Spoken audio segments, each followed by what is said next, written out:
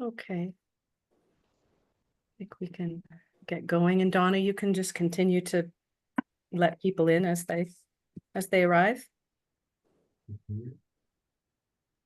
Will do. Okay. So good morning, good afternoon, good evening, wherever y'all might be. Welcome to Choose Again's Mental Wellness October webinar on breaking out of overwhelm. And I'm going to do a small introduction before Diedrich comes on. My name is Stacy. Oops, somebody's. Hi there. Can you mute yourself? There you go. Thank you. My name is Stacy, and I'm Diedrich's partner, and I'm also a Choose Again counselor. And we've been throwing around this topic for a while because both of us in interactions with our clients are hearing much of the same thing, even with friends and family, right? That overwhelm is a thing, right? It's and in all its subtleties. So before we bring Diedrich on, we talked about something that had happened with me about a week ago.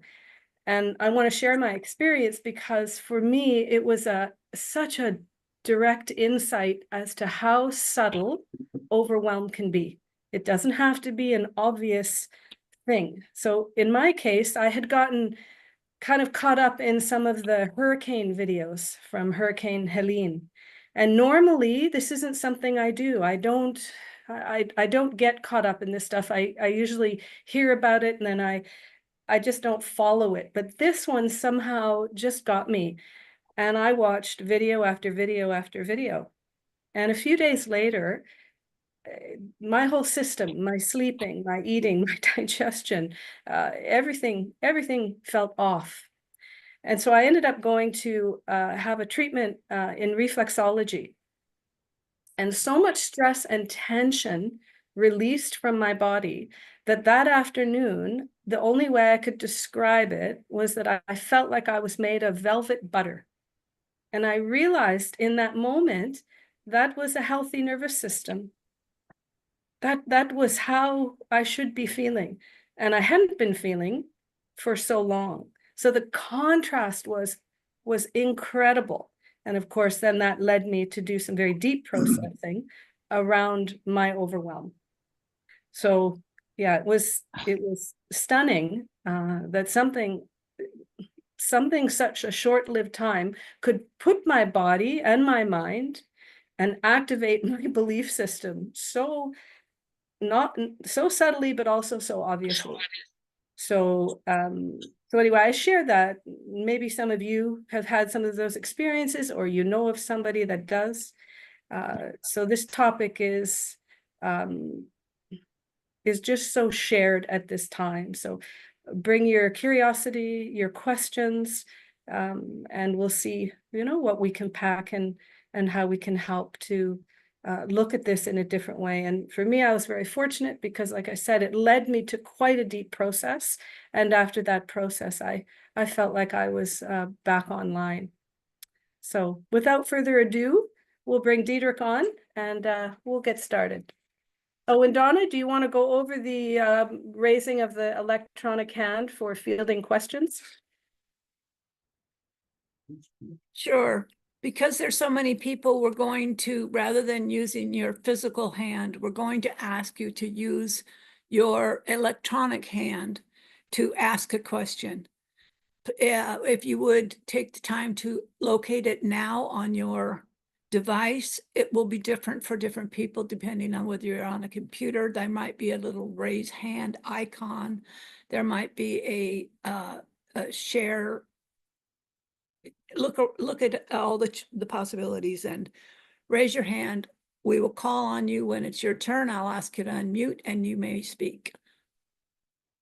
That's all I got.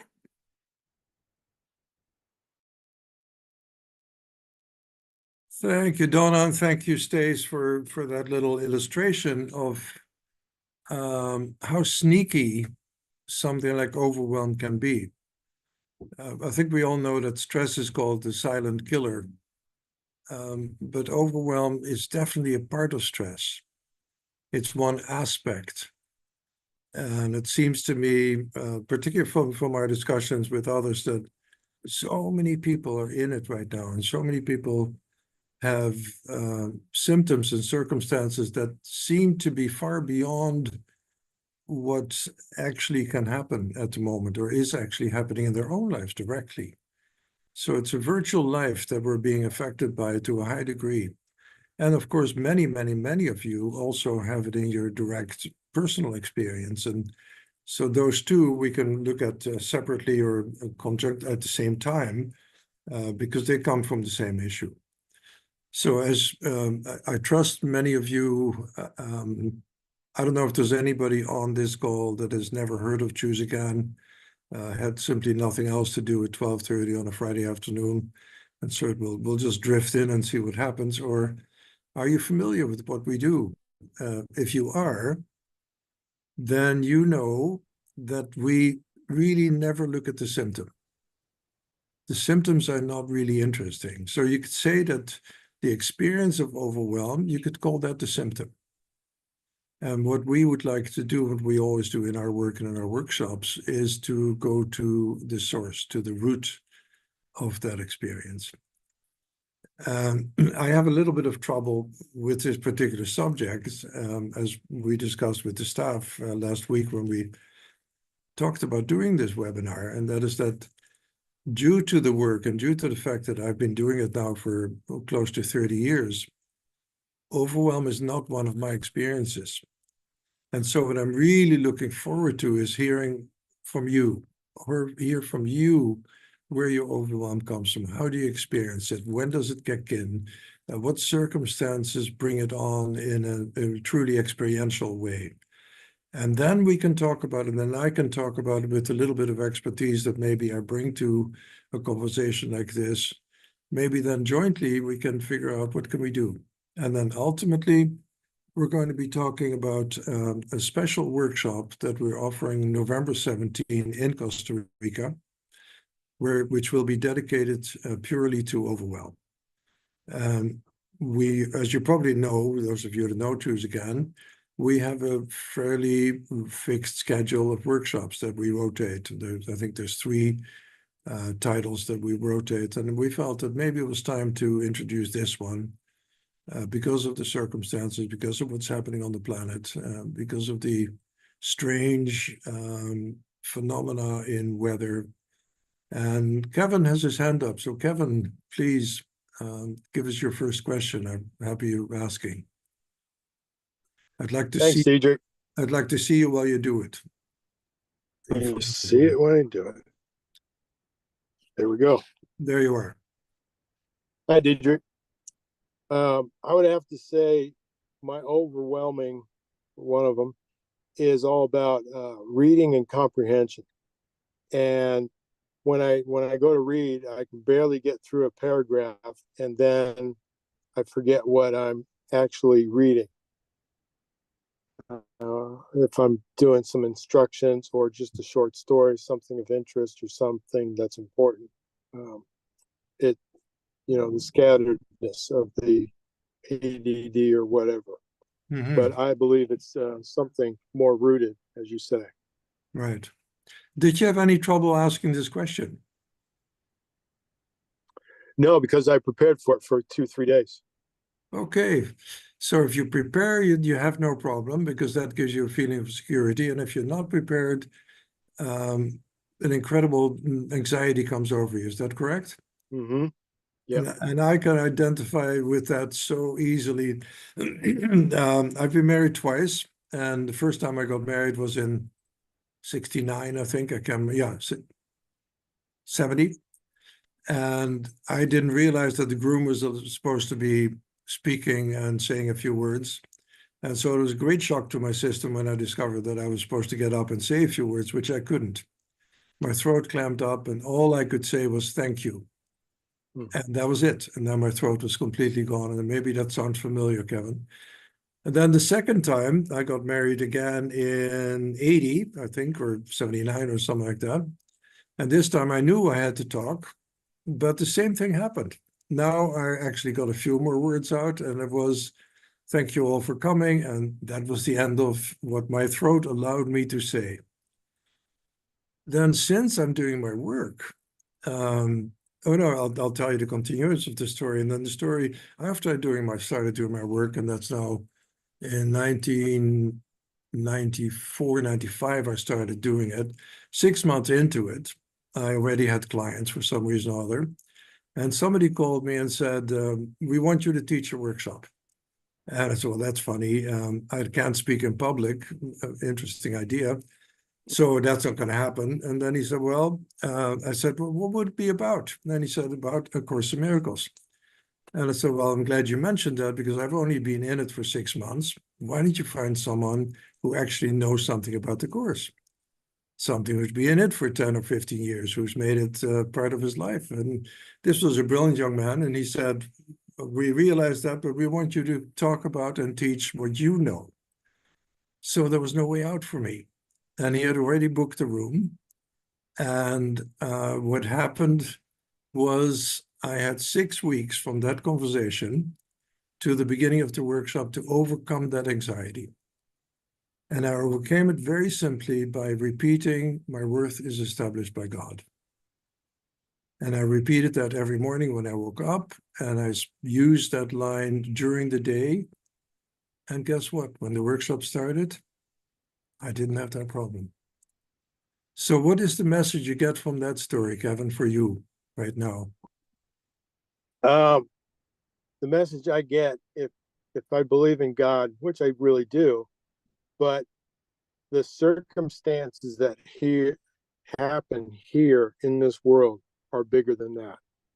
They're bigger than God. They're bigger than me, and there's too much stress. Okay, so let's look at that. So then the next teaching that I would use, first of all, I don't believe in God either. Mm-hmm.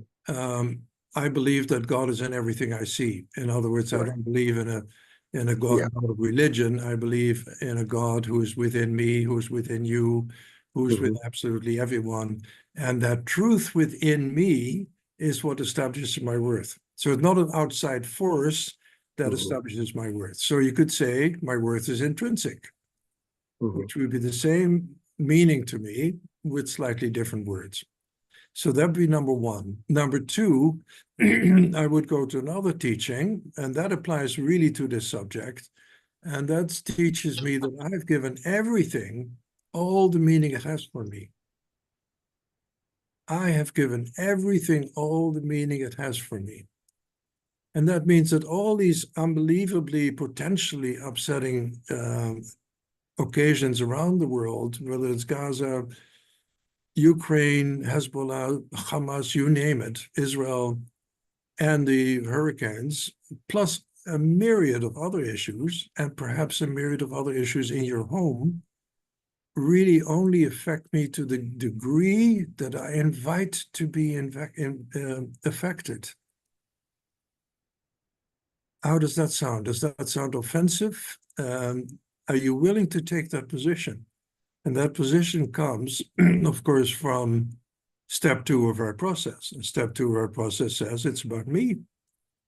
It's not about Hamas. It's not about the Ukraine. It's not about Hurricane Helene. It's about me. Mm-hmm. And that becomes a practice.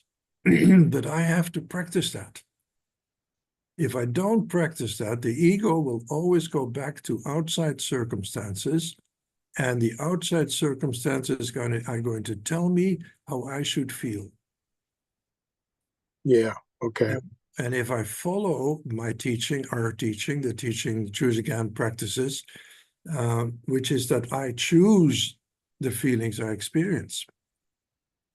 So take that to the next level. I choose my overwhelm.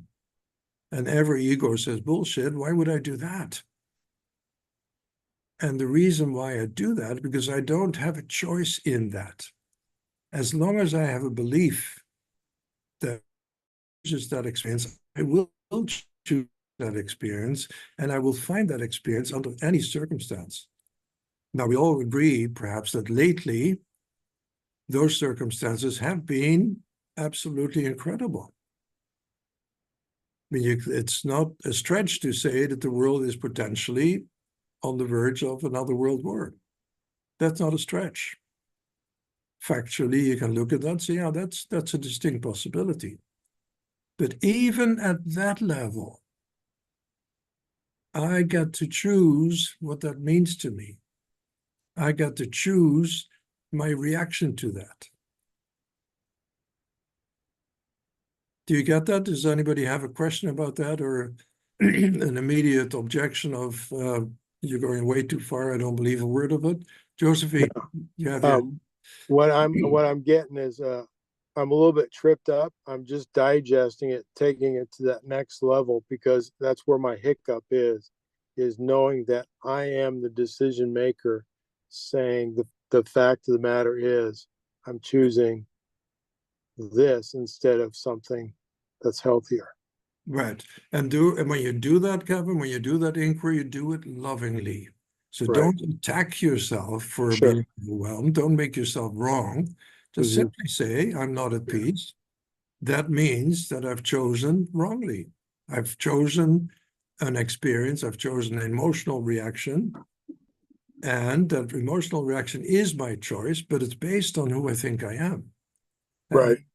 So And I'm just bumping around, different walls, and I'm figuring out which way to turn next and just go forward, just keep going and not to be bothered by anything disturbing. yeah, but you can't do that. So you can't decide not to be bothered. Okay. That's an ego decision, and the ego is already chuckling in the background and saying, good luck with that. I'm going to go make sure that you will be bothered. So Right. it will not work. So an ego deciding, I want to be at peace. In the meantime, it does everything to prevent it. So that will never work. So we're going to spend the time together looking at different ways that can work, that do bring you to a state where you can look at any circumstance and continue to be at peace. And Josephine, you have your hand up. Thank you for your questions, Kevin. It was great. Sure. Okay, well, thank you, Diederik. I fully understand what you're saying, and I'm studying all your lessons hardly. I understand it completely, but now I'm in the process that I've just heard that I had breast cancer, quite serious. Mhm. So now for me, there's a lot of overwhelm with information that's coming towards me and all the doctors and all the onderzoeken that they're doing, all the tests and all the, now I am really becoming an expert in a week. Mhm. I'm overwhelmed. And I keep repeating all the lessons, or not all, but a lot of the lessons. I'm doing the course again every day. And I'm listening to you every day. And I can feel that I am not the body. But still, I'm overwhelmed. Right. So what I'm hearing is that you know the teaching that I'm not the body, Yes. but you're not integrating it yet. And that's the same for all of us. And those of you that know me, you've heard me probably say 1,000 times, I'll give you $1 million if you can come up with one problem that does not come from body identification. Yeah. And that is the biggest challenge, because once I let go of body identification, the issue of separation is also gone. Because the body is the manifestation of the idea of separation. So as long as I absolutely will not let go of the idea that I'm a body, and hang on a minute.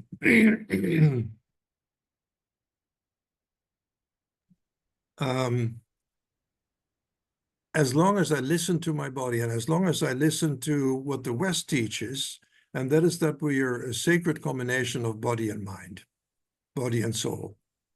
And what we teach and what the East teaches, that is simply not true. I'm not a body. I have a body. I also have a car. I also have a bicycle. I also have shoes. But I'm not a body. Having said that, when you have cancer, and you know probably that I was diagnosed with lung cancer 10 years ago, my first reaction was, well, I guess I have to look after the vehicle better. I'm going to change. Yeah, I know. And I've been, okay, my diet, but my diet's been okay. I'm doing yoga a lot. So what do you eat? But I know that's not the answer. It's not on that level. That's a big part. That's a big part, because with that diet and with living healthy and doing yoga and all the other things you're now doing, you're sending yourself a message. I love this. I love me. I love the self. And the Yeah, but self, I'm also now, I'm trying to love the cancer because it's part of me. the cancer has a purpose. What is the purpose, do you think? I When- think it is to let go of the grief I have for my partner who died a long time ago. Okay, so it came to you to help you with to complete the grieving about a partner. And to show all the beliefs that I still have. Right, exactly. Yeah. So let's look at your partner. So that was a grieving, that was step one. Step two, it was about you. It wasn't about your partner. It was about me. It was about you. So It what were was you about really me. grieving, do you think? What were you really grieving at the deepest level? That I lost this separation, that I got into a separation. I lost love. Yeah, And I exactly. know you cannot lose love. I mean, Yeah, but careful, Josephine was saying, I know, because I'm going to come back to you with something really nasty, and that is to know and not to do means not to know.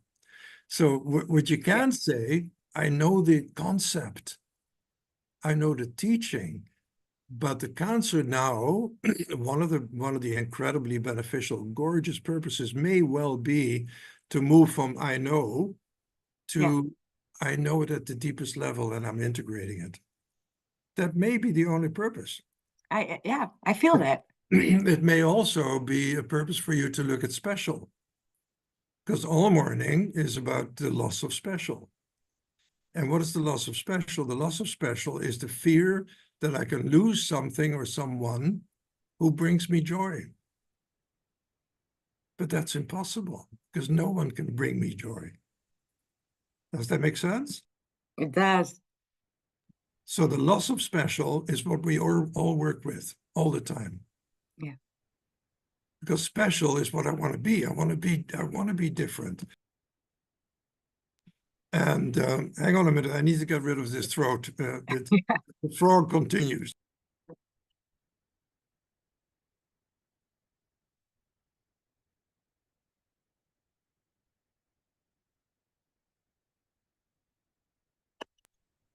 So the loss of special is a huge deal in our life. And special is anything that I think I need to complete the little self that I made up.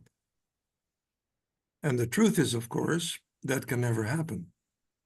So as long as I have to believe in Josephine's case that the person she lost through death or through divorce or whatever way I can lose, brought her something that she absolutely needed, as long as you have that belief, you're going to be suffering.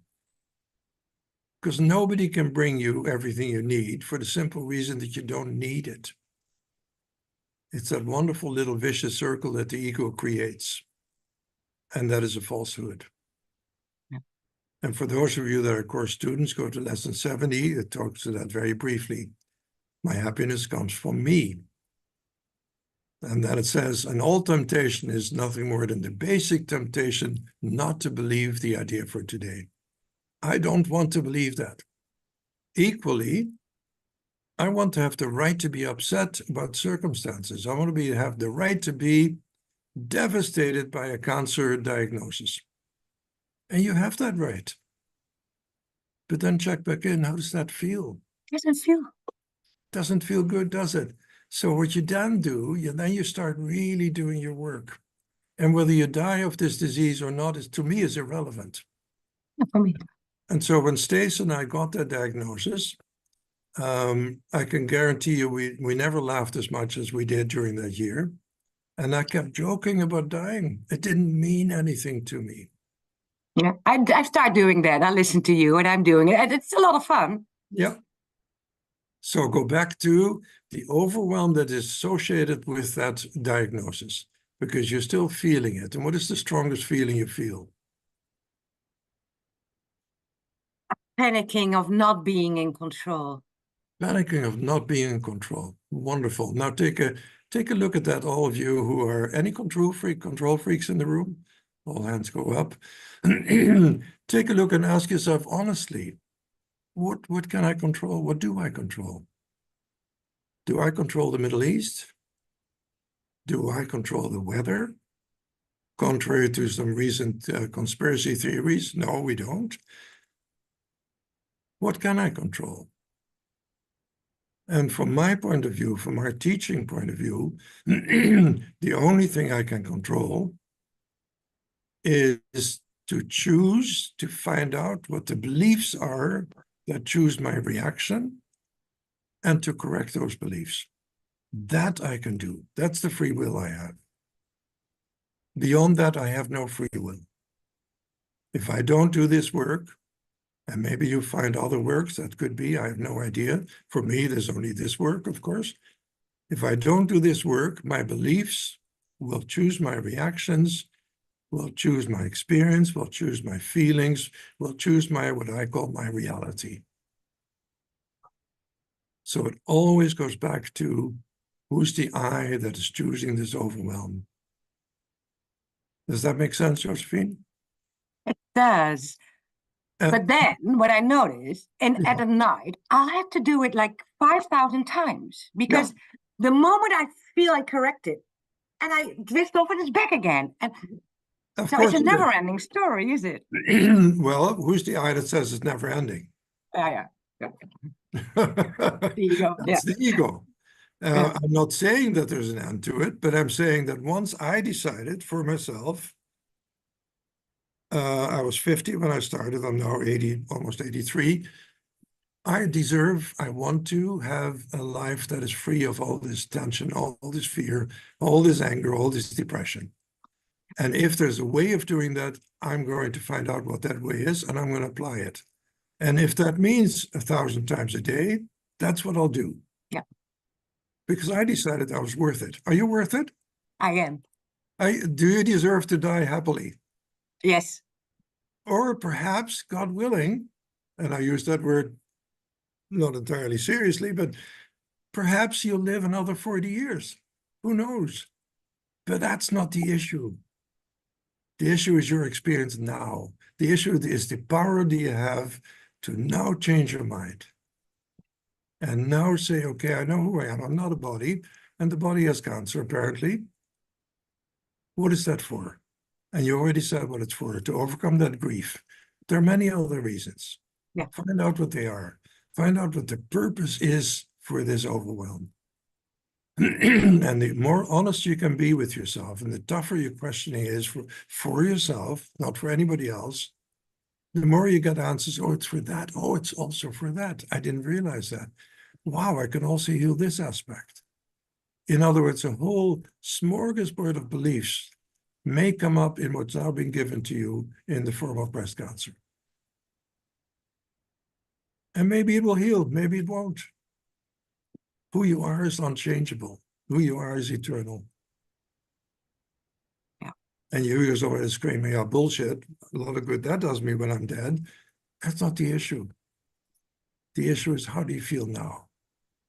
That's what time is for. So time is for healing. And whether you have a year or 40 makes no difference. And I can see in your face you're going to do that. I know. Yeah. That's Be why it's gentle. for. Yeah. Really be gentle with yourself. Don't ever say things like, I'm fighting with cancer. You're not fighting with cancer. Cancer brings you something. Keep being curious. What is it actually bringing me? What is the gift in this disease? What I did, for example, one of the things I did was I had long conversations with the cells. I said, yeah, I've lived as a beast. I'm not surprised. I'm not surprised you want to multiply like crazy because you think I'm going to kill you. And then I've explained to my wonderful cancer cells that what they don't realize is in order, when they keep multiplying, they're going to kill themselves. And then we had a good laugh about that. And 6 months later, the cancer was gone. Yeah, but they're talking about chemotherapy that just scares the shit out of me. Look at that So- fear. Look at that fear. You're never going to get medical advice from me. Never. No. That's But not. what you are going to get from me, look at every fear, whether it's chemo, whether it's surgery, whatever it is, look at the fear process the fear, reduce what's happening right now to a neutral fact. Yeah. And once it's a neutral fact, now you're in a position to make decisions. If you make them out of fear, the only result will be more fear. Look at it with love. So there's another way of seeing it. There's a gift in chemo. What is the gift? There's a gift in surgery. What is the gift? Cool? Perfect. Well Thank you done. very much. Thank you for your input. Wonderful. And Donna has a hand up. Someone, Semra is unable to raise their hand. And Well, you do this with your hand. yeah, I'm asking them now to unmute. Okay, so it's my turn? Yes, it is, Samra. Good to Oh, see you. okay. Well, I must say I am so excited and very honored to meet you for the first time online. I have listened to you for the previous months a lot during my walks. When you were in Holland, you had your sessions. I'm getting nervous Mhm. now, very hard. So My breath is coming here now. stop right there. Stop right there. Ah, ah, So you're getting nervous. And is oh, is yeah. it love or is it fear? Uh, Sorry? You're getting nervous. Is that love or Yeah. is it fear? Love, but exciting. Yeah, See, the yeah, wonderful thing about love is it's completely peaceful. yeah. So nervousness and love do not go together. So it's nervousness, If I'm sorry. nervous, I have to be honest with myself, even Yeah. though my ego says, no, it's fear. It's love. It's not love. Love is always at peace. So it's fear. It's So what is fear. fear? Like really? Am I doing this right now? Am I talking to Diederik? And what So does he this is think of me? Is he judging me? How am I judging you? Tell me. no, not that. Okay. No, not that. But like, am I really? And I want to share, but I am yeah, there something is happening in me. I am very grateful. I have your 6 steps worksheet. I have your book. It helped me a lot. Mhm. And you are talking about overwhelmed, and yeah. Thank you for this topic. I think being overwhelmed also has to do with being triggered. Mhm. And that happened to me not for the first time, but it recently, for a couple of months, weeks, I haven't felt triggered. But yesterday evening, yes, there it was again, very overwhelmed.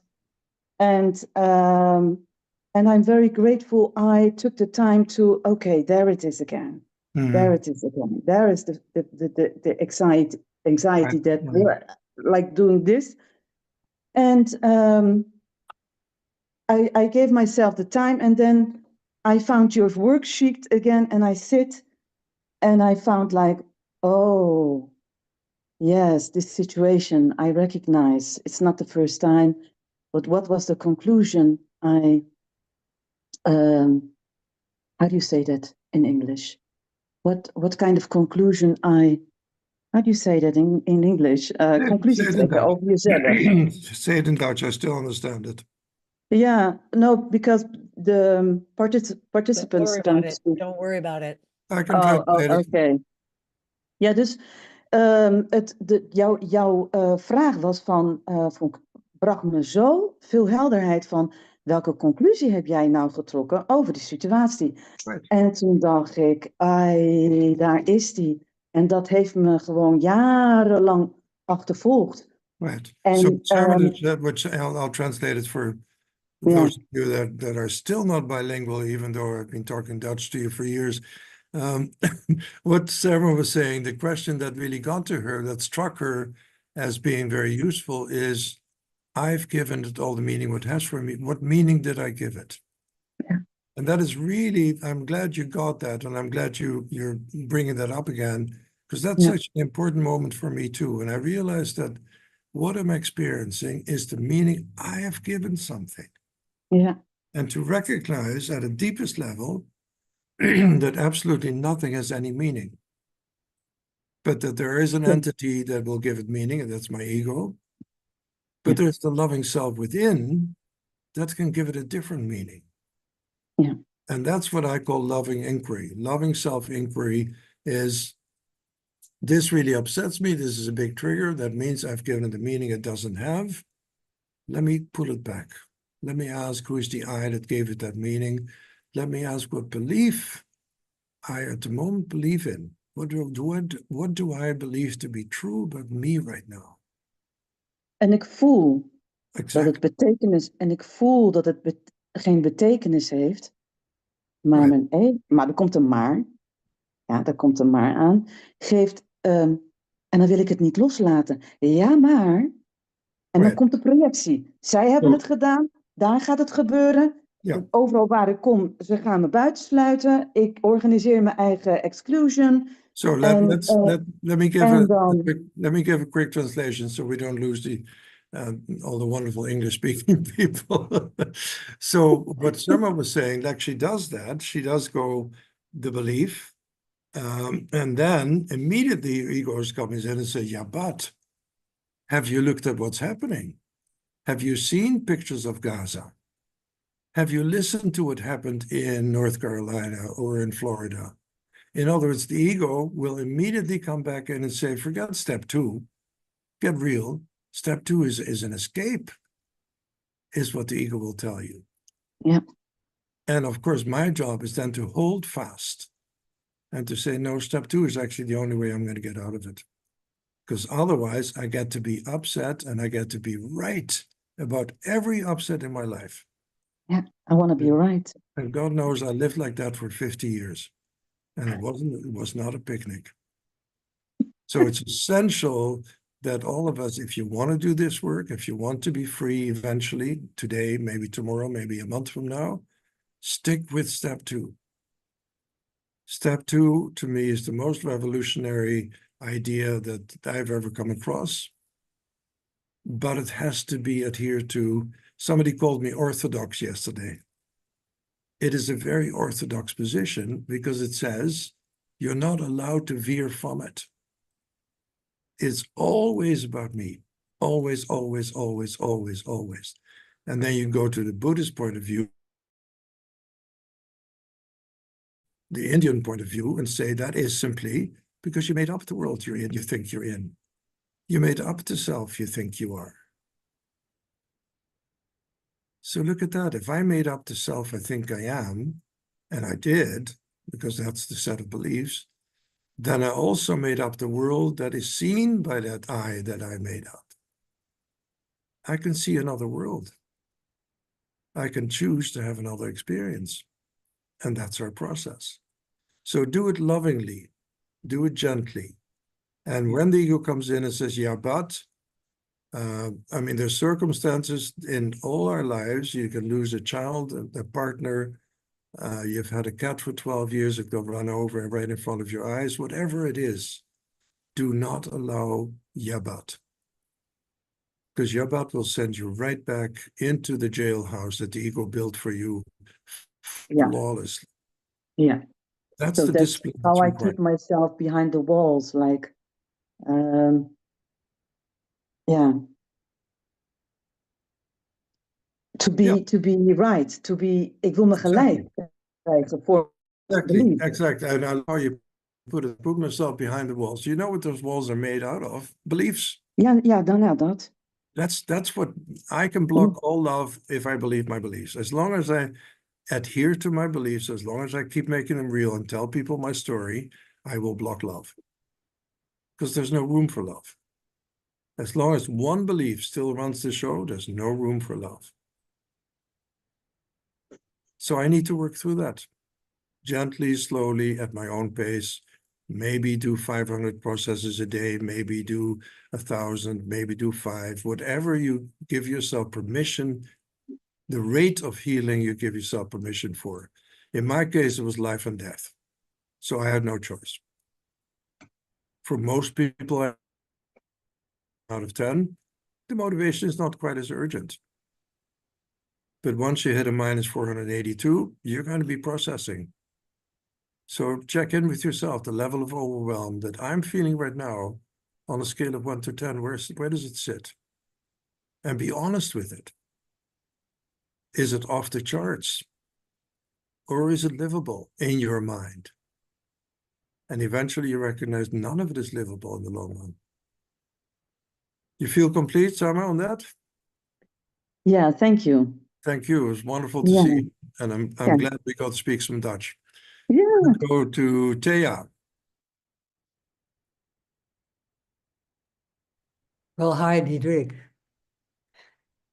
Yeah, I want to share my feelings of being overwhelmed. I'm a guitar player and performing at stage, and yeah, I'm always so afraid that my hand is shaking, so I cannot play right at the moment when the concert starts. So, and yeah, I don't know how to handle those feelings. So what I do is using beta blockers to suppress this feeling so I don't feel them, and then I feel more secure and I can play. Right. But it makes me feel very sad about myself. Yeah, I feel yeah, shame and sadness about this, that yeah, I don't know how to handle those feelings. Okay, so were you in the room when I told you the story of my workshop? It's exactly the same. So Yeah, of course. the work I had to do, Yeah. and I did it very deliberately. I said, when the workshop starts, and within 5 minutes, everybody gets up and walks out, it wouldn't say anything about me. It wouldn't change who I am. It wouldn't change the value of the essence of my being. What it would tell me is probably don't teach workshops. That's probably the message. But other than that, it wouldn't mean a thing. But you've given it a meaning. What would it say to you when you can't play? Yeah, that's um,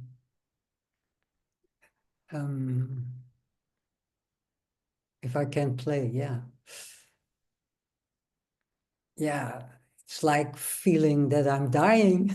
Right. So you've made the guitar and you're playing off the guitar into something special. Your Yes. worth is established by playing the guitar.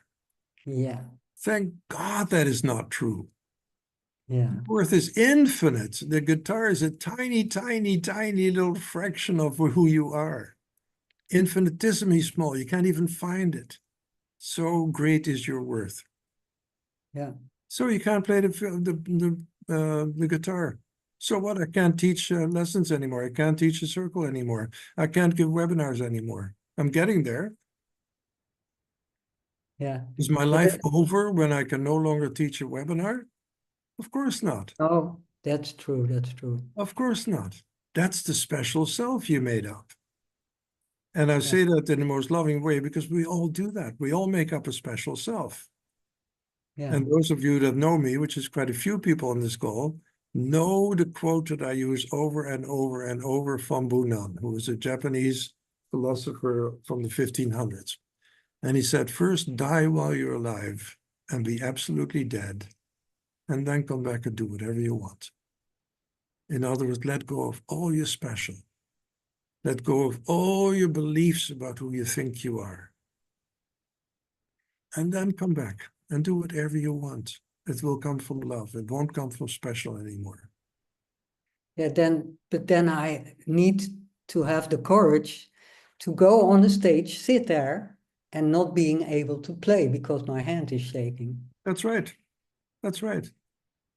And that's And an image that scares me so much. I know, and it Yeah. scares you because your entire identity is wrapped up in that. Yeah. But your identity is way beyond that. That's like me saying, I used to love playing golf, as some of you know. Well, last year in September, a year ago, almost exactly, I had something that people thought was a stroke. I can now barely walk. I certainly can't play golf. Does that say anything about me?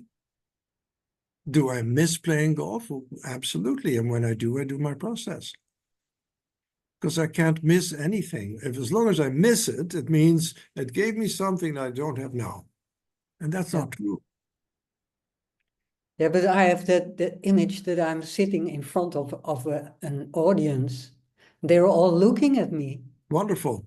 And what are they thinking of you? You can't play. Your hands are shaking. What are they Yeah. thinking? Tell me what they're thinking.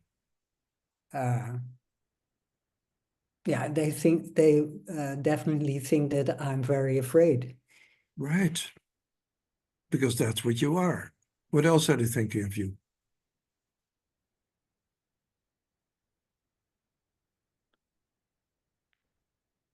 Well, she's not strong enough to be even on that stage.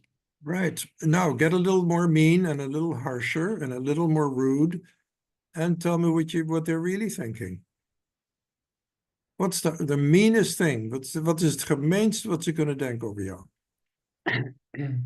That I'm worthless. Exactly. That's your fear. Yeah, Forgive me for believing I'm worthless. I can feel it. Yeah, that's You made that up. Your worth is intrinsic. Your worth is established by God, not by a guitar, not by 400 people sitting in front of you. So yeah. you're bringing that belief onto the stage. If I did that, my hands would be shaking too. Yeah. Let go of the belief and see what happens to your hands.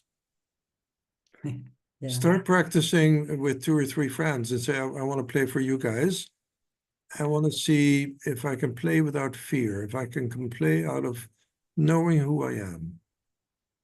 And if they say, well, we know who you are, your love and your worth is intrinsic, and you're an incredibly wonderful, beautiful spirit, but your hands are shaking so much that maybe guitar is not the way you're going to express yourself anymore.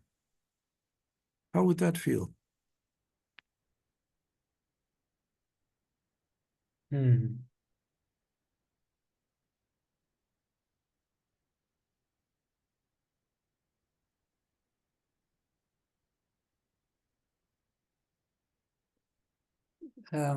I didn't quite understand. The other ones is saying to me that, Yeah, your friend, you invite 2 or 3 of your friends, yes, and you say, I want to play something for you. And then you begin to play, but your hands are shaking so badly that you don't really hit in one note properly. yeah, They're not going to judge you as a total loser, as worthless. They're going to look at you with love, and they're going to say, your hands shake too much to play the guitar. They love you anyway. yeah, that's right. Yeah. And how would that feel? Yeah, but I did that already very often with friends. And what happened? When I have a concert, I always play before that for friends to practice. Yeah. Right. And what happened? Yeah, they love me anyhow. And they Exactly. know about me. They know what's So my here's a feel. guarantee. Here's a guarantee for you, Thea. Next time you're on the stage, let's say you decide to try to do it without beta blockers for a while. Next time you're on the stage and your hands might shake, I guarantee you they love you anyway. They Yeah. came for the guitar, but what we actually always come for is for the loving connection. It can take the form of a guitar, it can take the form of being a dishwasher, it can take whatever form I want, but they come to extend, give and receive love. Yes. Yeah, that's a good one. They love me anyway. They And love they you love me anyway. anyhow. Yeah. Yeah. How does that feel? Yeah, that feels good. Okay, so I maybe take this one as a reminder, yes. I'm glad. So maybe take a look at perhaps dropping the beta blockers for a while and doing some really deep work. And you might find out that just shaking hands come from belief. I don't know, Yeah. I'm not a doctor, I don't know why your hands are shaking, but I do know that a lot of physical symptoms are demanded by a belief. and disappear. I understand totally. Yes. Yeah. So go back to who you are. You simply forgot that you love. And you thought your worth was established by being a brilliant guitar player. And thank God that is not true. Cool? Yeah, thank you. Complete? Yes. Thank you. Clemens, you have your hand up. So I feel nearly always overwhelmed. And so there are too many feelings, and so I don't feel able really to have a structured day work or anything. And the only thing usually I can work with it is maybe writing poems. And I worked on it and tried to figure it out, and I think it's something that I'm in step one, and I'm not able. There are so many feelings I can't disidentify with all these feelings, and is only if I write poems, I'm little disidentified from them. So what to do? So what to do? First of all, never use the word I can't, because that puts me in a victim position and I'm not a victim. So you have to grow up a little. You have to say, I don't want to. Mm. And then, of course, the next question is, who is the I that wouldn't want to heal? We don't have to get into that. But I would suggest for now, use the feeling sheet, write down all the feelings that play in the overwhelm, and there may be 20 or 30. And then you say, for this process today, right now, I'm going to pick one feeling. And I'm going to take that back to a belief. And then I'm going to do my correction, my forgiveness for this one feeling. And then see how you feel. Because we all know that every upset has multiple feelings associated with it. That's why the feeling list is so long. I think there's 64 feelings on there. Often, a lot of them are at play. And often, a lot of them go to the same core belief. They may go to a different core belief, but more often than not, they go to the same belief. So if the ego sends you all these feelings, you choose all these feelings based on your beliefs, and that the result of that is total overwhelm, and the result of that is for ego to say, well, I can't do it, there's too many feelings. Then the adult in the room, which is your decision maker, has to say, okay, I recognize there's a lot of feelings here. I'm going to take one. I'm going to look at one. I'm not going to do a full feeling scan. And then you pick one that comes to mind immediately. And that's the one you process. The other thing that you and I know, because we've spent a lot of time together, is that if I'm overwhelmed a lot, that means I'm simply addicted to being overwhelmed. Mm-hmm. That's it. Overwhelm is a biophysical experience. So if I'm overwhelmed a lot, I'm addicted. I have to break that addiction. How do you do that? Simply by what we're talking about today, by breaking it down. Take one subject, take one issue that you're overwhelmed about. Name me one issue in your life that's overwhelming. That's a good question. Too much love. I'm overwhelmed because I don't know how to express too much love. Too much love. Yes. Keep that overwhelm. Enjoy it. Swim in it. No, it's I can't. I'm suffer that I can't express it, and have pity with people as they don't find this love in themselves, and so I suffer if love is not growing. Then I'm going to question whether you're talking about love or whether you're talking about something entirely different. Yeah. Because in my mind, for me, my God, give me more. If I can be overwhelmed in love, I consider myself enlightened. You won't hear from me again. That's as good as it gets. But your ego has an interpretation for that, doesn't it? How does your ego judge you when Yeah, you're it's overwhelmed? amazing. Right. How does your ego judge you when you're in that overwhelm? Yeah, very. It says I'm not able to. I'm not able to earn money. I'm not able to live useful life. Oh, so your Mm. ego says, well, you're in this incredible love and it's wonderful, but you're not making any money, are you? Pardon? Can you repeat? Yeah. So your ego says, Mm. oh, Clemens, look at all the love you're in. You're just overwhelmed by love, but how do you pay the rent? Are you making Mm. money? In Yes, other yes. words, the ego immediately pokes a hole in it. And your job is then to say, listen, I'm in love. I know what love is. Mm. There's no Mm. fear in love. Mm. But, and that is a serious but, I have to look at the belief that immediately comes in with an objection. Because what the ego is saying at that point is, who do you think you are? Mm. Who do you think you are to be overwhelmed by love? You don't deserve that.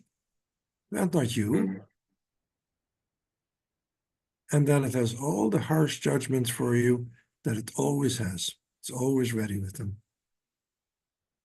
And I know you're an incredibly diligent practitioner. And I would suggest to you maybe back off a little. Maybe take it a little easier. Maybe not spend the whole day in questioning every thought. Because if you're not aware of the feelings that you have when you do that, then you're not aware of the overwhelm you're creating within you. So if I half jokingly say to someone like Josephine or Sama, you should process 1,000 times a day. Well, the ego can see that as a huge burden. I can't do that. And there's the overwhelm. So now the very technique that I'm using to healing overwhelm becomes the overwhelm. Be gentle with yourself. That feeling of love comes up, enjoy it. Say, wow, this feels good. Oh, here comes the ego about rent. Here comes the ego about making money. I'm not interested right now. I'm in love right now.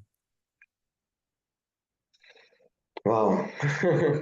So the main issue, what I hear from you is, it's also I don't want yet to be responsible. That's right. It's also a victim issue, isn't it? Absolutely. It's a very, it's not so, it's a hidden victim issue, because Yeah, I find reasons to be overwhelmed, but in effect, I don't want to be responsible. that's right. And that's right. And I'm glad you phrase it like that, because that's really an honest way of looking at it. I'm not responsible for the overwhelm. Take one look at what's happening in Gaza. Who would not be overwhelmed? And there's my justification. And I've taken yet another step away from, but I've given that all the meaning it has for me. And the Buddha, you probably know, had a very, very simple answer to overwhelm. And it's so simple that in the West, we either haven't heard of it or we don't want it. And that is, if you can do something about it, do it. If you can't do anything about it, don't give it another thought.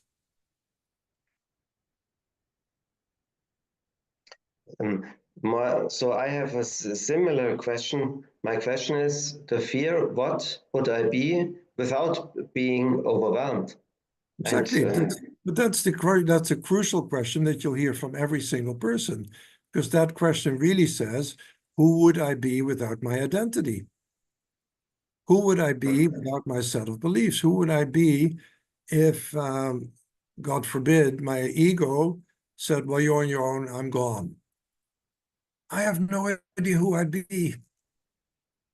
And so what the Course says so succinctly is the fear of love is the fear of loss. I fear to lose. I fear to lose loss. I fear to lose the suffering. I fear to lose the pain. I fear to lose the judgment that I have on everything, because I don't know who I would be. And that is where you have to take a hero's leap of faith and say, I don't care. I don't know who I'll be, but I know I'm not my ego. So I don't And know can- yet, I don't know yet what I believe when I let go, but that's where I'm going. And that takes courage. Cool. Yeah, can you shortly summarize the process of feeling overwhelmed? So, for example, I feel all feelings at one moment and they overwhelm me. Right. And So behind, what I'm going to tell you again then is take the feeling sheet, yes, look at it, mm, pick the first feeling that speaks to you the most. yes. That's the one you're going to look at. Mm. So, And behind these feelings is the fear to be responsible and to say I am what I am, and to look for the future and to get responsible, to wake up. no, the fear that chooses all these feelings that are so overwhelming is the fear, hang on a minute, is the fear to let go of my identity. So as long as I'm overwhelmed, clearly I'm not going to be that wonderful, peaceful being that I truly am. So I get to keep my identity. Okay, so I have the fear because I make me pressure to get an identity in this, and Yep. this thought is not true. It's just a fear to let any identity go off. Okay, okay, great. Thank you, sir. Thank you. We'll see you soon. Sadek. Yes. Oh, no, not possible. Hmm. Hey, Sadek, you on? I'm on. Can you hear me? I can hear you. I can see you, and I'm glad to see you. Yeah, I'm glad to see you too.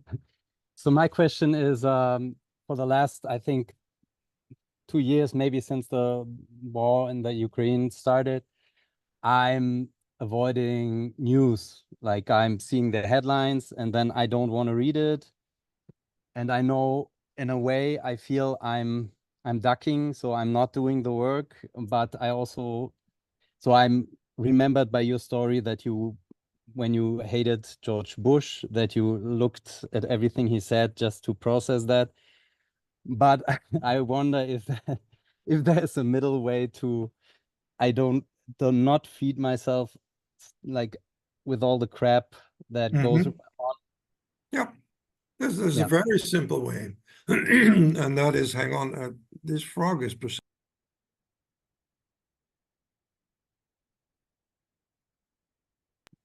there's a very simple way, and that is become more aware of your feelings all day long. Mhm. Because 100% of the people in this room do not have to look at Gaza or the Ukraine or Israel or Hezbollah or Hamas or the hurricanes to be an overwhelm. Mhm. We can all just open our eyes, and there's the overwhelm. Mhm. So avoiding the very, let's say, the worst excesses of what humanity can do to itself and each other doesn't make any difference, because it's the same within your mind. Mm. So the more I pay attention to my thoughts and more I'm aware of what I'm thinking and feeling at any given time, the more I can see and find the course to overwhelm. Okay. So it is a matter of become a more aware being. Mhm. Constantly check in. Mhm. Now, I use Bush, and on occasion we have somebody else right now in the US politics who provide me with ample opportunities. I won't mention his name. I don't need to go there in order to do my healing. Mhm. I can just look in the mirror, Mhm. or I can just go in traffic, or I can just spend some time with somebody that I think I trust and love, and he or she will say something. Mhm. And there it is. So the form in which my healing comes is really not important. Now, it's easiest and most obvious and most blatant to go to really horrible situations, because boy, it's easy to be triggered there. Mhm. But if you don't want to do that, and there's no reason to, but if you don't want to do that, pay attention to your life. Mhm. There was somebody, somebody on recently who said, I haven't been triggered in 2 days. And, well, what I'm hearing is you've been dead for 2 days. Mhm. Because if you're awake and you're breathing, you'll probably be triggered many, many, many times the last 2 days. Mhm. Pay attention to those. Lovingly again, gently, but don't shove anything under the table as being not important. Mhm. Every upset is the same. Every upset is an opportunity for you and for me to do healing. Mhm. And the more aware I am, of course, the more upsets I'll notice. Cool? Cool. And maybe if you don't feel that works, turn on your TV and watch Gaza for a while and see what happens. Does that answer your question? Okay, great. Thank you. Ellen has her hand up.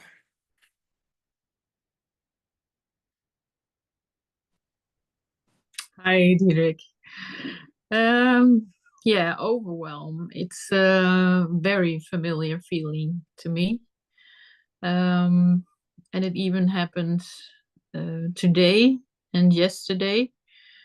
And it often boils down to things that I can't control, or no, maybe that's not right. It's about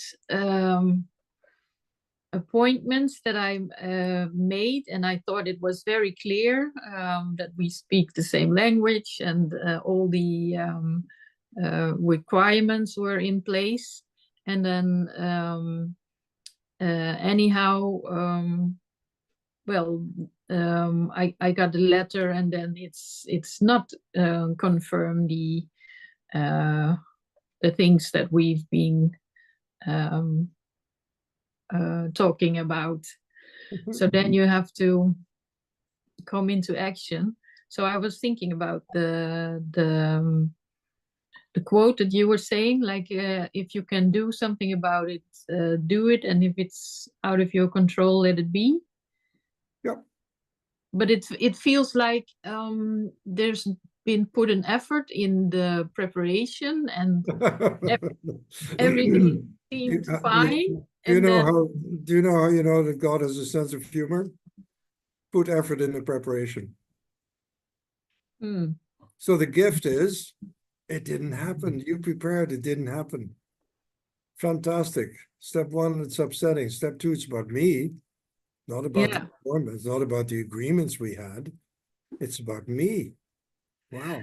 How do I feel when I make an appointment with you and you don't show up, or I get a letter saying it's now completely different? What's the feeling that comes up?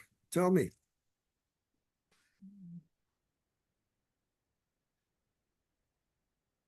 anger and frustration. Anger. Exactly, anger. Is the anger familiar? Yes. Close your eyes. And everybody that has a similar reaction, do the process with her, so you get the benefit from her process. So there's that anger, and the anger is familiar. Now, allow that anger to take you to a memory. And we say it's the earliest memory. That doesn't mean in utero. That can also mean 2 years ago. But your earliest memory that comes up. And tell us what that is.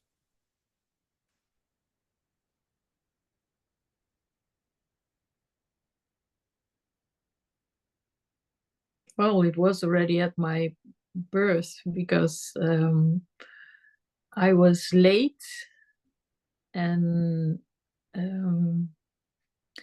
my mother wanted me to come out because my father had to leave, and she didn't want to do the birth on her own. Mm-hmm. So they tried to, I don't know what it is, induce the labor.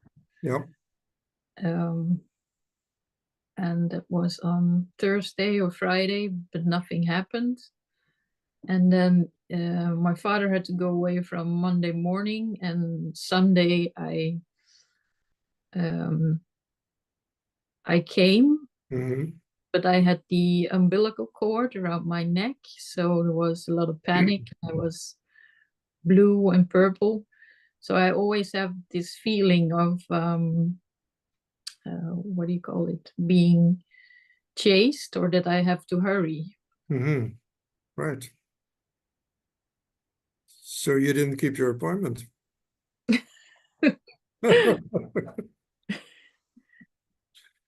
So there's a fear in your birth. There's a fear story in that birth. What is that fear?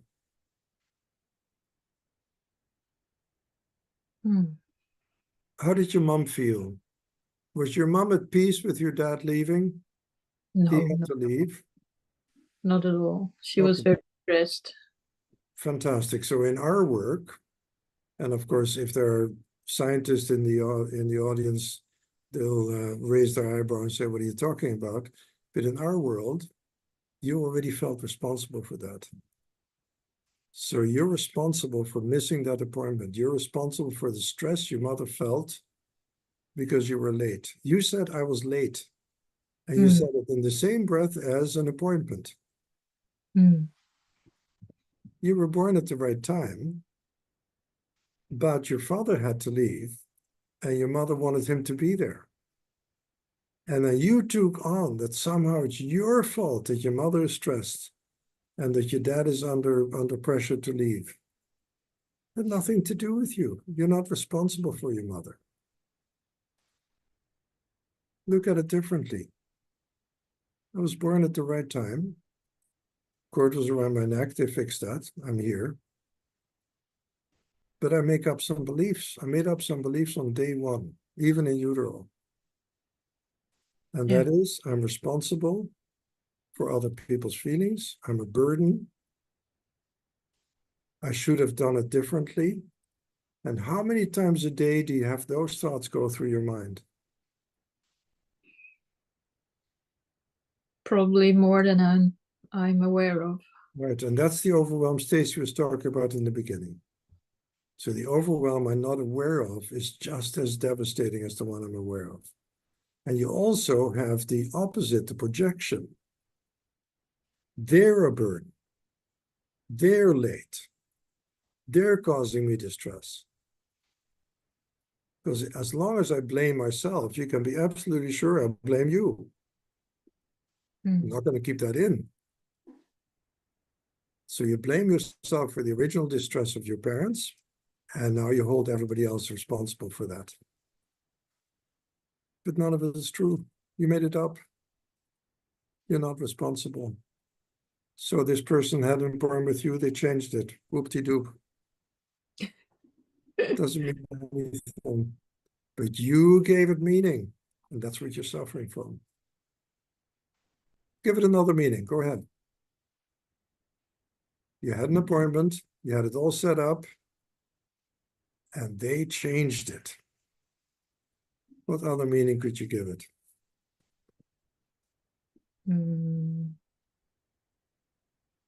They tried the best that they could do.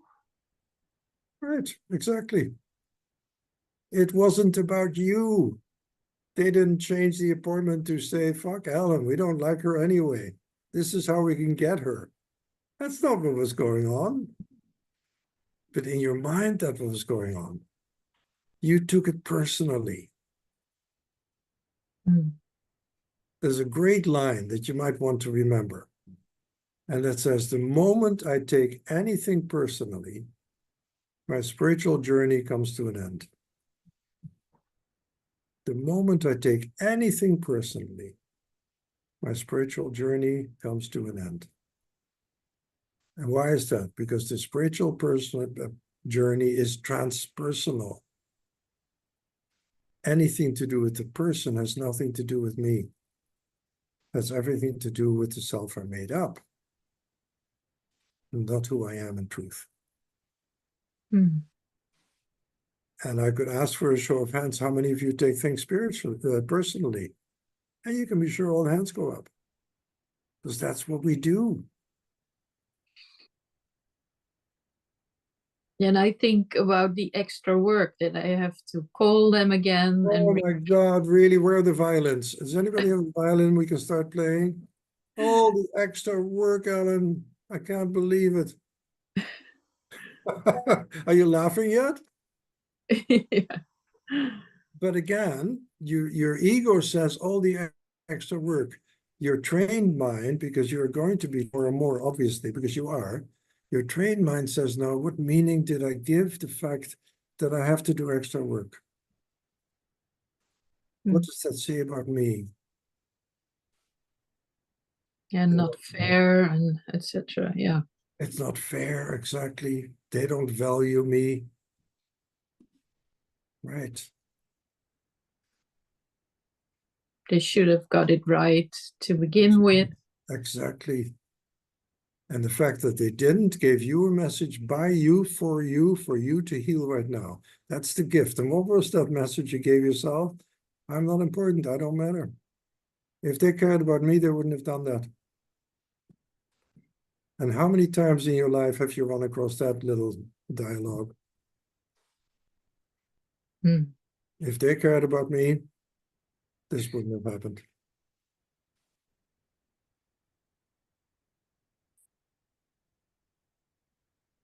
Yes. Be gentle with yourself, even if I am not, but you are. Mm. I'm usually not that gentle with people, but they should be gentle with themselves, for sure. So when you say, I have extra work to do, immediately say, I've given that a meaning. How much extra work do I actually have? Is it 10 minutes, half an hour? How long is it going to be, that extra work? Tell us, give us a number. A phone call. Oh my God, a phone call. The cruelty of it all. I love you, Ellen. And if I remember correctly, at the moment, you don't have a job, right? Right. Right, so a phone call, that could take a good 5 minutes out of your day of doing nothing. Mm. I love you. I trust you go to sleep laughing in Norway. Thank you. Do you feel complete? Yes. Are you laughing yet? Yes. Okay, that's all we want. Thank you. Who's next? Nobody? I think is there a chat there from Pauline for you? She wrote to me that she was sending you a message. Okay, do you have the chat, Sas? I don't. Maybe Okay. Pauline will have to speak up. It actually came to me. Oh, it came to you. Go on, Donna. Thank you.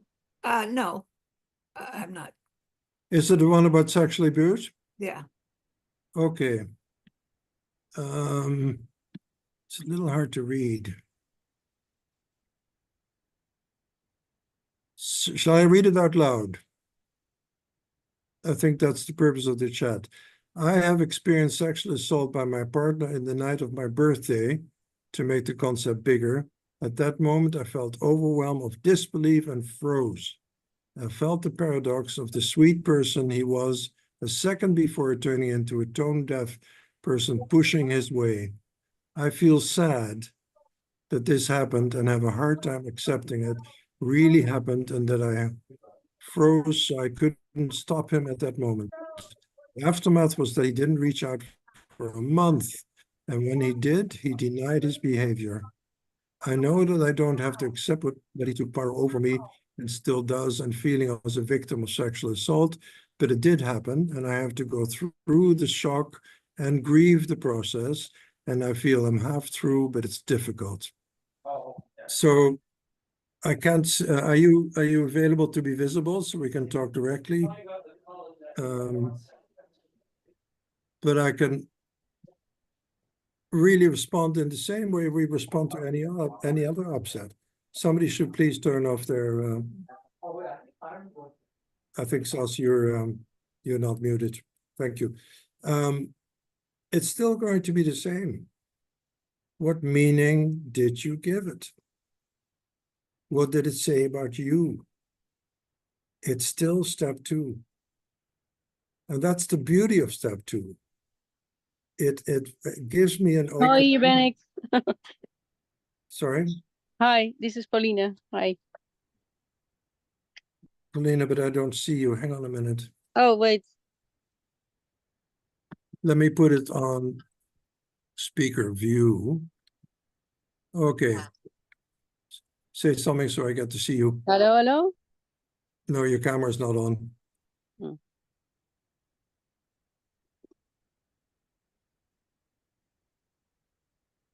There you are. Hello. Yeah, I'm really dark, I think. Yeah, that's okay.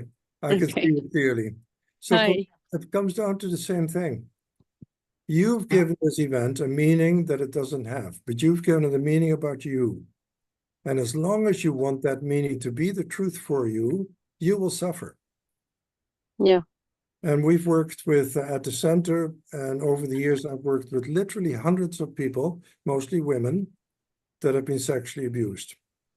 And when they got two things, they had to get two things. Number one, I gave it all the meaning it has for you. And number two, which is more difficult because it requires a little more spiritual acceptance, it was done to the body. But I'm not a body. Yeah, I heard that. So But never. I felt like a sort of a rag doll. That was a very strange feeling of no powerlessness. Yeah, powerlessness. And does that feeling come up under other circumstances from time to time? Yeah. Right. So this was just an extreme teaching moment for you to recognize this powerlessness. That's one of my beliefs, and I feel that from time to time, and I want to know where that comes from. Yeah, So, I did the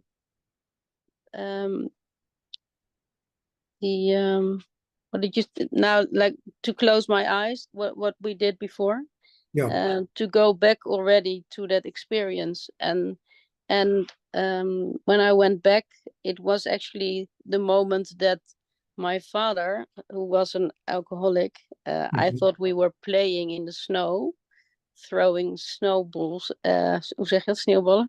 Yeah. And at that moment, he was really angry, and he threw me on the ground and sat on my back, tried to sort of suffocate me with the snow. Yeah. And at first, I thought I was playing, and that was also with my boyfriend. At first, I thought we were making love, and then there was no love anymore. Exactly. So it's exactly the same story. And that's, I'm so glad you mentioned that, because such a beautiful illustration how all my experiences are replays. Yeah. And in this case, it's almost even a replay in form. Very often, it's not a replay in form, but an experience. But in your case, it's almost a replay in form. Like you're playing with the man who you trust, who you love. You think you're playing, and it suddenly turns into something entirely different. Yeah, and also, like, how, this is what I also wrote down, for if he would have loved me, why would he have done that? Don't go there. That's not your business. Your business is to work on you. So resist the temptation to try to figure out why he did that. Once you are completely healed of this, and you've healed your powerlessness and the belief that you can be betrayed, and the belief that you have no strength, no meaning, that any male can do whatever they want. Yeah. Once you've healed that, perhaps then you can sit down with him and say, no, what happened that night? Something happened. Something changed. Do you want to look at what happened? You can do that then, but not before. So you Yeah, I tried like a few weeks ago, and it was really stupid that I did, because I was actually more overwhelmed that he was still denying it. Right. And then I went all the way to, like, maybe he's a narcissist, and then I went to him, he had hypersexuality, and then I went all in his thing, and I thought, like, this is a waste of my energy. Right, exactly. But it is also sort of the grief of something that I thought that was love or something. But that is my other message I also wrote to you, but I can tell it right now. Actually, I was already not really happy in that relationship. It was a sort of nice, and he was really loving, and it was for half a year. But actually, I have to be honest, or of course I have to, I feel, although this was a harsh way to stop it, this was a wake up moment for me to come back in reality, to be really honest and say, what the hell was I actually doing? Yeah. It was a long time coming. So, actually. but really, I would urge you to do that lovingly. So what I'm hearing is you're judging yourself. And there's no point in doing that. Judging him is pointless, judging yourself is equally pointless. Simply keep looking at what was I believing? What was the purpose of that relationship in the first place? What did I hope he would bring me? I said actually that I felt really safe with him. Right. So I was hoping that a person can bring me an experience of safety. And you found out that was the beautiful teaching. That's not true. That can only come from you. Yeah. That can only come from you knowing who you are. That can never come from somebody else. No. So I've talked a lot about, when I talk about my relationship with Stace, I used to be ridiculously jealous to the point where when I was 50, I said, I'm never going to go into another relationship because it's unbearable. And now I realize that I trust love. It's not the person that I trust. Yeah. I trust the truth within. And that has completely, 99.999% eradicated any feelings of jealousy or fear. I don't even think about it. Yeah. So as long as you and I are hoping that somebody can bring me something that I need, I'm stuck. It's not going to happen. Yeah. I will always feel betrayed. You know the definition of betrayal. No one can fail but your idea of him. There's no betrayal but of that. So you made up an idea he was going to behave nicely. You made up an idea your dad was going to play in the snow. And it was also my birthday. You know, how could you do this on my birthday? And I also said, like, so then every birthday in the forever that I will live, I will have this experience. And I was like, no, I don't want. Don't want. So that was your birthday present. Yes, it was a gift. How do you say this? A gift in disguise. Hoe zeg je dat? Exactly. So everything that happens. I have, it is, yes. Am I willing to open the gift? Am I willing to look at it with love instead of through my ego's eyes? Yeah, but that is also because I really feel, I really realize that is the truth. And then I also have a sort of overwhelm, or I sort of, hoe zeg je dat? Verwarrend. Verwarrend, wat is dat in de... Een verlangen? Verwarrend. Confusion. Confusion that this is a very really interesting cocktail. Like, hey, wait, but I have to be this victim, and now I actually am released. This is a really strange thing. I have to be more sad, or I am. It's sort of very confusing. The victim in us, and there's only 7.5 billion victims on the planet, not many more. The victims don't like healing. I don't heal because if I'm not a victim, then everything in my life is my responsibility. And because I come from a victim position, that responsibility is blameful. Yeah. So the step you and I have to take is everything has always been for me. What was that for? On my birthday, it happened. What was the gift? Yeah. Am I willing? Well, the gift, number one, is I can let go of the belief that I'm a victim. Thank God that's not true. Number two, nobody can bring me anything that I need because I have no needs. Number three, I choose every experience I have. Number four, I've given it all the meaning it has for me. Wow, you got a lot of presents on that day. What a day. Yeah. So remember that day as a day that you actually began to realize, A, that you're not a victim, and B, that joy is yours regardless of what happens. Yeah. Your worth is established by God, not by your father, not by a boyfriend. Ex-boyfriend now. Yeah, maybe. Who knows? Yes, I know. Yeah. Thank you you for your question. I'm sure a lot of people benefited from that. Dankjewel. Thank you. was less hard than I thought. It always is less hard, isn't it? Yeah. Thank you. The next hand. There Are is there- no next hand. It actually is 2:00. Somebody did ask where they could find the feeling sheet. The feeling sheet, well, that's only asked by someone who hasn't bought my book, and that person is now in my bad books. Buy my book, it's in the back of the book, or ask Choose Again, and they will send you, I think we still have an intro package to the 6-step process that we send out in the PDF form. Sas, do you have any more information on that? Can you talk to that? I did put a feeling sheet, a PDF of it in the chat here, and I think everybody should have access to that. That should be in there. If you go on the website and sign up to be on our mailing list, you should receive also a little intro pack. I think that's the easiest. But you can always write to us for more, for anything. That's it. That's my information. That's your information. I have headphones and I have a hard time talking when I have headphones in. I can't hear anything. Okay, thanks. Okay, then I think we're complete for today. I want to reiterate the 17th of November. We're going to have no more than 10 people that are going to dive in deeply into the experience of overwhelm. And from this day, you probably realize that overwhelm is only a symptom that comes from a number of different beliefs. But those beliefs can be corrected, they can be healed.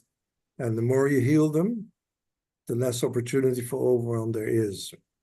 You can email me directly at diederik@choose-again.com. And if you put in the header November 17, then I will know what it's about. And I will make every effort to, contrary to my normal behavior, that I'll respond immediately. And I hope to see at least 10 of you. And if there's more, who knows, we might slot in another workshop on this wonderful subject. It's rich, and we all are in it most of the time. So I want to thank you for taking an hour and a half or more out of a beautiful day, and go back to your beautiful day and check your overwhelmed feeling minute by minute. Don't be indulgent. Indulgence is the ego's idea of love. The ego thinks, if I allow my feelings and I sit in it and I recognize and I honor my feelings, then I'm loving, but you're not. So don't be indulgent. Don't be patient with a feeling of overwhelm. Don't be patient with any feeling that says anything other than I am love.